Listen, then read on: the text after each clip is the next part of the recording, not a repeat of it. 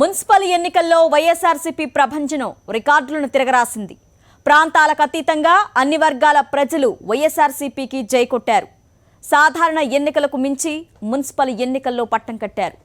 ప్రతి ఎన్నికల్లో వైఎస్ఆర్సీపీ ఓట్ల శాతం క్రమంగా పెరుగుతుంటే టీడీపీ ఓట్ల శాతం తగ్గుతోంది. స్వతంత్ర భారతంలో ఎక్కడా లేని విధంగా వైఎస్ఆర్సీపీకి 52.63% ఓట్లు పోల్ కావడం చరిత్రగా చెబుతున్నారు. గత సాధారణ ఎన్నికల్లో వైఎస్ఆర్ కాంగ్రెస్ పార్టీ ప్రభంజనం సృష్టించింది. 175 అసెంబ్లీ స్థానాలకు గాను 151 చోట్ల గెలుపొంది కొత్త చరిత్రకు నాంది పలికింది. వైఎస్ఆర్సీపీ దెబ్బకు టీడీపీ కంచు కోటలన్నీ బద్దలయ్యాయి. శ్రీకాకుళం నుంచి చిత్తూరు దాకా ఆ పార్టీ దారుణ పరాజయాన్ని మూటగట్టుకుంది. మంత్రులు కూడా ఆ సునామీలో కొట్టుకుపోయారు. భారీ మెజార్టీతో అధికారంలోకి వచ్చిన వైఎస్ జగన్ ముఖ్యమంత్రిగా బాధ్యతలు స్వీకరించిన వెంటనే మేనిఫెస్టో అమలుకు నడుం బిగించారు. వృద్ధాప్య పెన్షన్ మొత్తాన్ని పెంచి మాటంటే మాటేనని నిరూపించుకున్నారు. 2 ఏళ్లు తిరగకుండానే సుమారు 95% హామీలు అమలు చేసి అందరికీ ఆదర్శంగా నిలిచారు. అభివృద్ధి సంక్షేమమే లక్ష్యంగా ప్రభుత్వం అడుగులు వేస్తుంటే ప్రతిపక్ష నేత చంద్రబాబు అడుగడుగునా అడ్డుపడుతూ వచ్చారు. వ్యవస్థలను అడ్డం పెట్టుకుని ప్రభుత్వాన్ని ఇబ్బంది పెట్టేందుకు రకరకాల ప్రయత్నం చేస్తూనే ఉన్నారు. అయినా ప్రజలకిచ్చిన హామీలు అమలు చేస్తూ వైఎస్ జగన్ పాలనలో కొత్త ఒరవడి సృష్టించారు. ఈలోపు స్థానిక ఎన్నికలకు లైన్ క్లియర్ కావడంతో చంద్రబాబు విర్రవీగిపోయారు. వ్యాక్సినేషన్ అయ్యాక ఎన్నికలు నిర్వహించాలని ప్రభుత్వం కోరితే వెంటనే పెట్టాలి అంటూ పట్టుబట్టారు.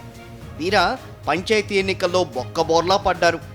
40% పంచాయతీలు గెలిచామని దొంగ లెక్కలతో ప్రజలను తప్పుదో పట్టించే ప్రయత్నం చేశారు.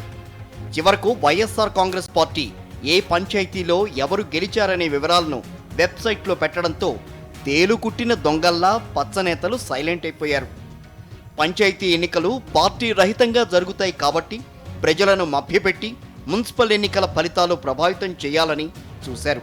కానీ మున్సిపల్ ఎన్నికల్లోనూ చంద్రబాబు అండుకో పాచిక పారలేదు. నెవర్ బిఫోర్ ఎవర్ ఆఫ్టర్ అన్నట్టుగా ఫలితాలు రావడం వైఎస్ఆర్సీపీ శ్రేణుల్లో జోష్ నింపితే టీడీపీ మరోసారి కుదేలైపోయింది. ఫ్యాన్ దెబ్బకు సైకిల్ తుక్కైంది. 11 కార్పొరేషన్లు 73 మున్సిపాలిటీల్లో విజయదుందుబి మోగించి సరికొత్త చరిత్ర సృష్టించింది. సాధారణ పంచాయతీ ఎన్నికలతో పోలిస్తే మున్సిపల్ ఎన్నికల్లో YSR Congress party vote share కూడా భారీగా పెరిగింది. 11 కార్పొరేషన్లు 73 మున్సిపాలిటీల్లో మొత్తం చెల్లిన 47,46,195 ఓట్లలో వైఎస్ఆర్ కాంగ్రెస్ పార్టీ 24,97,741 ఓట్లు దక్కించుకుంది. అంటే 52.63% ఓట్లు వైఎస్ఆర్ కాంగ్రెస్కు వచ్చాయి. టీడీపీకి కేవలం 14,58,346 ఓట్లు వచ్చాయి. అంటే టీడీపీ కేవలం 30.73% ఓట్లకే పరిమితమైంది. 11 కార్పొరేషన్లలో 26,78,421 చెల్లిన ఓట్లలో వైఎస్ఆర్సీపీకి 13,19,466 ఓట్లు పడ్డాయి. అంటే 50% ఓట్లను వైఎస్ఆర్సీపీ దక్కించుకుంది.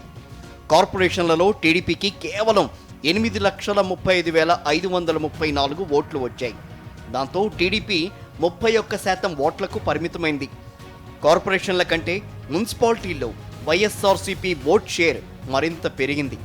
75 మున్సిపాలిటీల్లో మొత్తం 20,67,000 చెల్లిన ఓట్లలో 11,78,275 ఓట్లు వైఎస్ఆర్సీపీకి పడ్డాయి. అంటే మున్సిపాలిటీల్లో 57% ఓట్లు వైఎస్ఆర్సీపీకే దక్కాయి. టీడీపీ 6,22,812 ఓట్లతో 30%కి పరిమితమైంది. 11 కార్పొరేషన్లు 75 మున్సిపాలిటీల్లో 2,746 వార్డులకు ఎన్నికలు జరిగితే 2,265 వార్డుల్లో వైఎస్ఆర్సీపీ జైపేరి మోగించింది. అంటే రికార్డు స్థాయిలో ఏకంగా 82.60 వార్డుల్లో విజయకేతనం ఎగురవేసింది. 75 మున్సిపాలిటీల్లో 97.33% వైఎస్ఆర్సీపీ పరమయ్యాయి. 73 మున్సిపాలిటీల్లో 90%కి పైగా వార్డులను దక్కించుకుంది. రాష్ట్రంలో 10 పురపాలక సంఘాలు పులివెందుల, పొంగనూరు, పిడుగురాళ్ల, మాచర్ల, తుని, కనిగిరి, వెంకటగిరి, ధర్మవరం, రాయచోటి, ఎర్రగుంట్లలో 100% వార్డుల్లో గెలిచి వైఎస్ఆర్సీపీ క్లీన్ స్వీప్ చేసింది. ఆ మున్సిపాలిటీల్లో టీడీపీ అడ్రస్ లేకుండా పోయింది. బొబ్బిలి, నర్సీపట్నం, మైదుకూరు, తాడిపత్రిలోనే ఆ పార్టీకి 2 అంకెల వార్డులు దక్కాయి. మిగతా 67 మున్సిపాలిటీల్లో సింగిల్ డిజిట్ వార్డులతోనే సరిపెట్టుకుంది.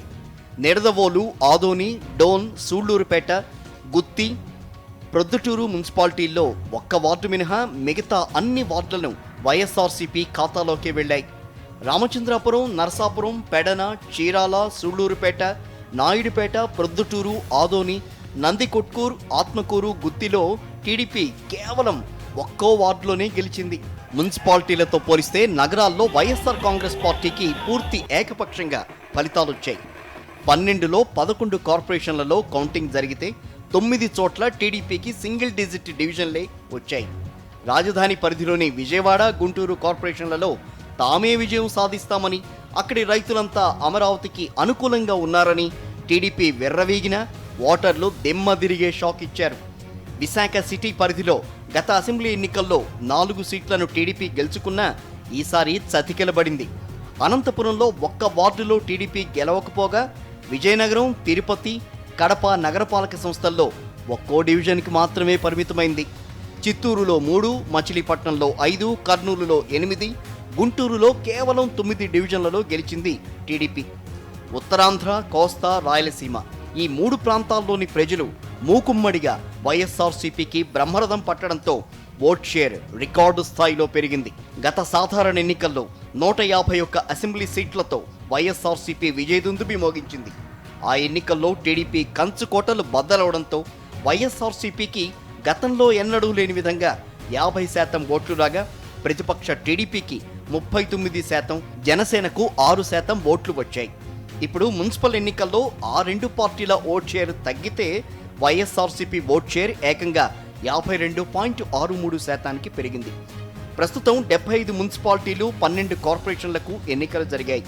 అందులో ఏలూరు కార్పొరేషన్ కౌంటింగ్ పెండింగ్లో ఉంది. రకరకాల కారణాల వల్ల పలు కార్పొరేషన్లు, మున్సిపాలిటీల్లో ఎన్నికలు నిలిచిపోయాయి. అయినా వైఎస్ఆర్సీపీకి 52.63% ఓట్లు రావడం రికార్డుగా చెబుతున్నారు. ఏలూరులో కౌంటింగ్ జరిగితే ఓట్ షేర్ 53%కి పెరిగే అవకాశం ఉంటుందని అంటున్నారు.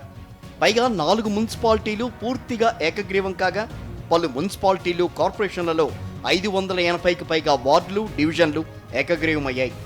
అందులో 99% స్థానాలు వైఎస్ఆర్సీపీకే వచ్చాయి. అంటే అక్కడ ఎన్నికలు జరిగితే వైఎస్ఆర్సీపీ ఓట్ షేర్ మరింత పెరిగేదని నిపుణులు విశ్లేషిస్తున్నారు.